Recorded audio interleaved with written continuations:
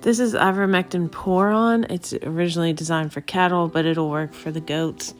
I give them 1 milliliter per 22 pounds, and it will deworm them from internal parasites and external parasites.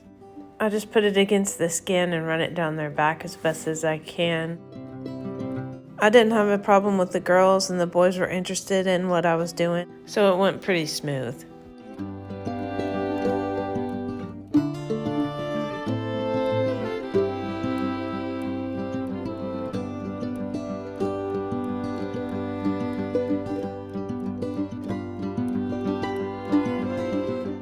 Jack was the only one that got mad at me. Now I'm going to attempt to get the rest of the cows treated. When I did Peppermint Patty, she was in the corrals, and Ladybird and Crockett were done at the place where I picked them up. Yeah, she didn't let me get very much on her. I used animal cookies to distract Chisholm while I poured it on his back, and it worked.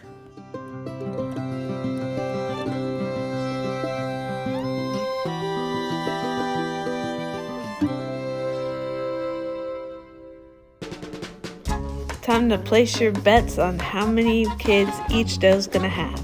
This part was filmed January 13th. Anne is due March 17th, and this is her first kidding. I just noticed that moon spot.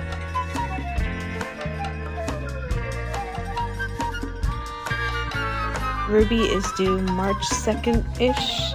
I didn't really get to see when she was bred, but this will be her second kidding. She had 2 on the first kidding. Mary is due February 28th, and this is her first kidding as well. She's pretty big. Josephine is due early March. This is her first kidding, and she's a little big anyway, so don't let that fool you. Rachel is due on March 1st. And I really hope she only has 1 because she's kind of small, but this is her first kidding. It's day 14 and time to take the eggs out of the egg turner and bump up the humidity to 75%. I wanted to candle these to see how many were actually viable. This one's not because it's glowing throughout the whole egg.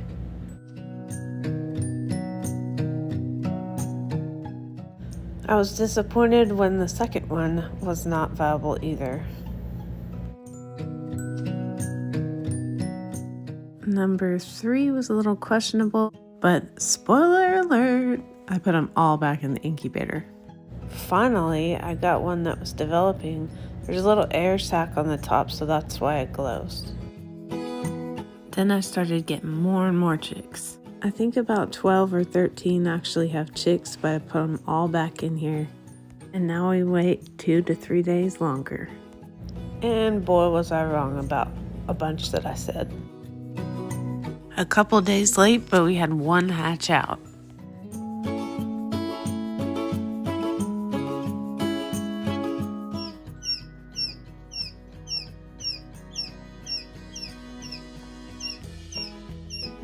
The dogs donated a friend for the little chick.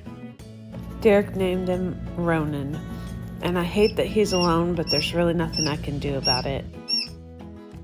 I really want registration papers to reflect the land's address and not the address we live at, so we decided to put in a mailbox, even though 99% of it will be junk mail.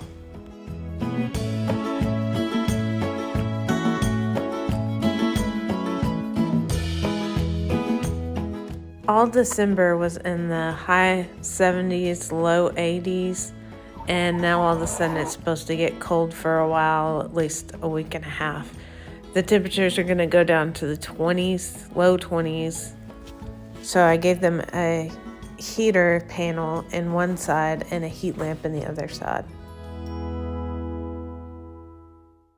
They'll stay up in the coop area while it's this cold for a little bit longer than they normally do, especially with the heat lamp.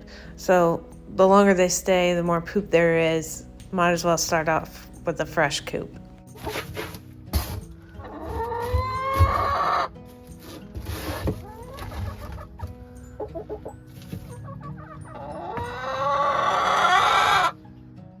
This is my new feeder. It looks like the barn.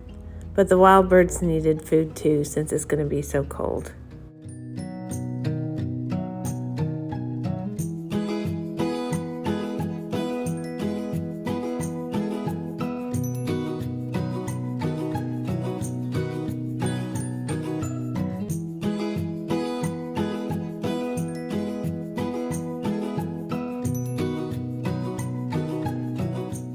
This is what happens when you go from the 70s to the 20s overnight.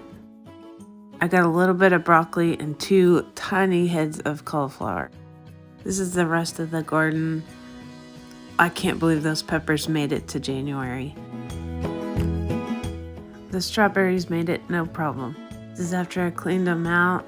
I had a lot of volunteer cilantro, so I must have had seeds in my compost.